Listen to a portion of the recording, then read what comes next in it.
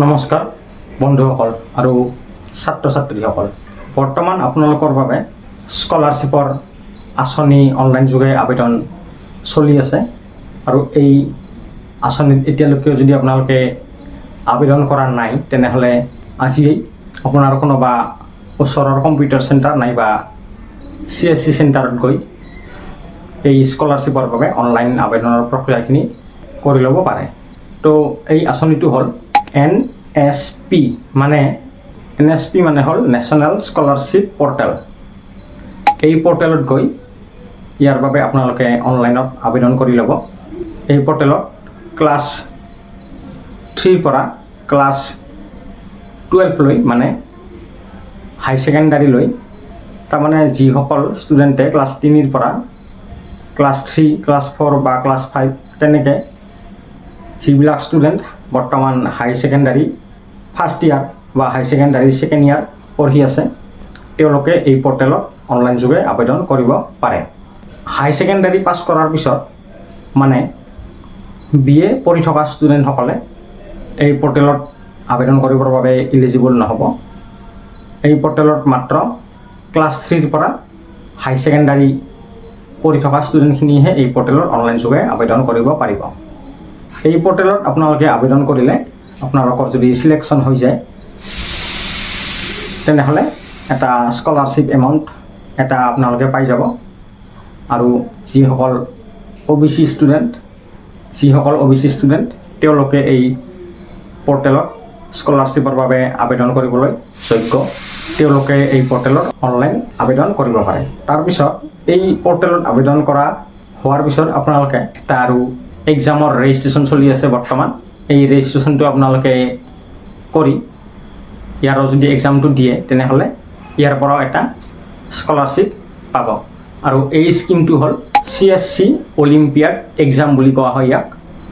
এই পৰ্টেলতো ক্লাছ 3 পৰা ক্লাছ 12 লৈ যিখিনি ষ্টুডেণ্টে ইয়াতে পঢ়ি আছে, যিসকল শিক্ষাৰ্থীয়ে শিক্ষা গ্ৰহণ কৰি আছে, এই পৰ্টেলত তেওঁলোকেও নিজৰ নাম ৰেজিষ্ট্ৰেশ্যন কৰি ইয়াতে পৰীক্ষাত দি কিনে ইয়াৰ পৰা আপোনালোকে স্কলাৰশ্বিপ ল'ব পাৰিব। আৰু এই CSC অলিম্পিয়াডত আবেদন কৰিবৰ বাবে কেৱল মাত্ৰ আপোনালোকৰ আধাৰ কাৰ্ডখনৰ প্ৰয়োজন হ'ব আৰু এটা ৰেজিষ্ট্ৰেশ্যন ফি থাকে। এই ৰেজিষ্ট্ৰেশ্যন ফিটো আপোনালোকে দিব লাগিব, একেবাৰে অলপমান টকাৰ ৰেজিষ্ট্ৰেশ্যন ফি, মাত্ৰ 300 টকাকৈ ইয়াত ওৱান টাইম এটা চাৰ্জ লয়। এই চাৰ্জটো পৰিশোধ কৰিলে আপোনালোকে তাৰপিছত আপোনাৰ মোবাইলত এটা ইউজাৰ আইডি আৰু পাছৱৰ্ড পাই যাব।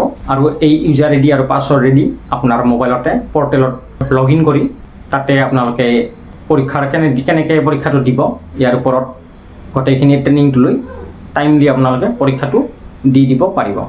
আৰু পৰীক্ষাটো মক টেষ্ট ছিষ্টেমত হ'ব, তাৰমানে এটা কুৱেশ্যন আৰু তাৰ 4টা অপশ্যন, তাৰে শুদ্ধ এনচাৰটো আপোনালোকে চিলেক্ট কৰি নেক্সট কৰি দিলেই হ'ল। আৰু তেনেকৈ যেতিয়া আপোনালোকে গোটেইখিনি পৰীক্ষা কৰিব তেতিয়াহে আপোনালোকে ভালকৈ পৰীক্ষাটো দি ল'ব পাৰিব। আৰু ইয়াতেতো বহুতকেইটা ছাবজেক্ট আছে, কিন্তু এজন ষ্টুডেণ্টে এটা ছাবজেক্ট চিলেক্ট কৰি লয় যিটো তেওঁৰ পচন্দ, সেই ছাবজেক্টটো চিলেক্ট কৰিলে সেই ছাবজেক্টটোৰ ওপৰতে তেওঁ পৰীক্ষাটো দি পাছ কৰিব পাৰিব।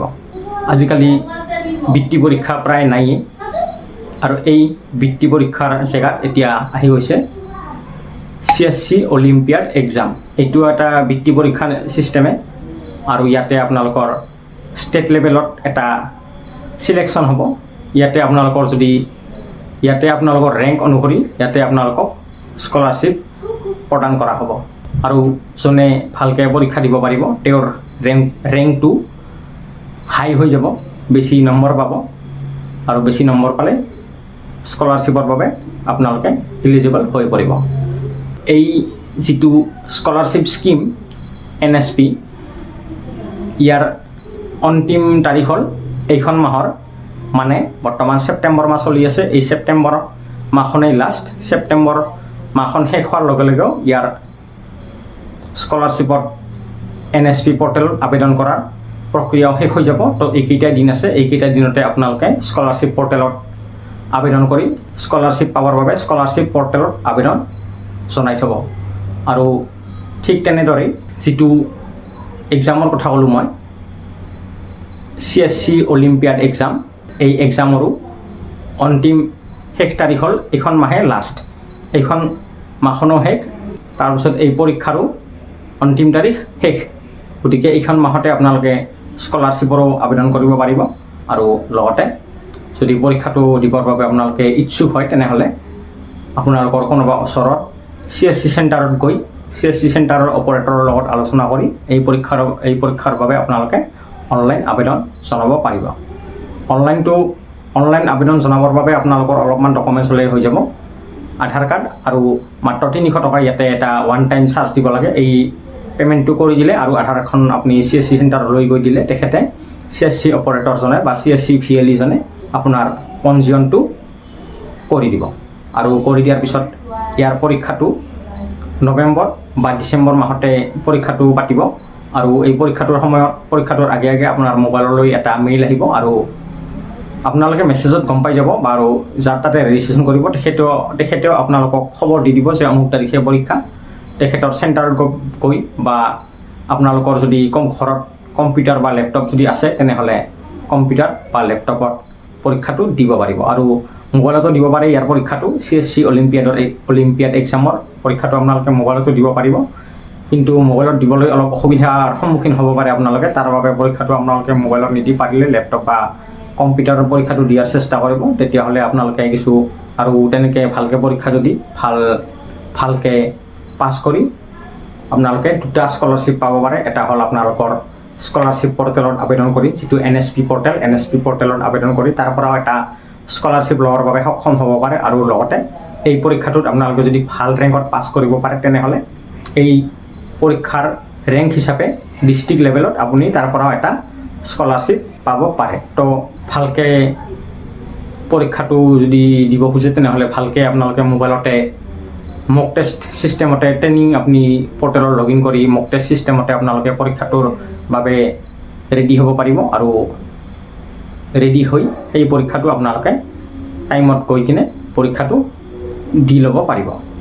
তো পলম নকৰি এইখন মাহে লাষ্ট দুয়োটাৰে, গতিকে স্কলাৰশ্বিপৰ বাবে অনলাইন আবেদন প্ৰক্ৰিয়াৰ কামখিনি সম্পূৰ্ণ কৰি ল'ব। আৰু লগতে যদি পৰীক্ষা দিবৰ বাবে আপোনালোকে আগ্ৰহী হয় তেনেহ'লে অলিম্পিয়াড এক্সামৰ বাবে আপোনালোকে পৰীক্ষাৰ পঞ্জীয়নটো অতি সোনকালে এইখন মাহৰ ভিতৰতে কৰি ল'ব।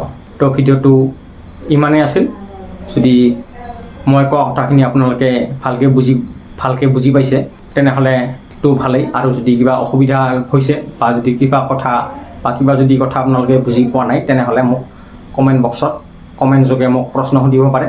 মই যি জানো বা যি পাৰোঁ মই আপোনালোকৰ প্ৰশ্নৰ উত্তৰ দিবলৈ চেষ্টা কৰিম। আৰু তো আজিৰ বাবে ইমানেই আছিল। আশা কৰিছোঁ ভিডিঅ'টো আপোনালোকে ভাল পাইছে। আৰু ভিডিঅ'টো ভাল পালে ভিডিঅ'টোক লাইক কৰিব, কমেণ্ট কৰিব আৰু শ্বেয়াৰ কৰিব আৰু মোৰ চেনেলটো ছাবস্ক্ৰাইব কৰিব। তো আজিলৈ ইমানেই বন্ধুসকল আৰু ছাত্ৰ ছাত্ৰীসকল, ধন্যবাদ জনাইছোঁ।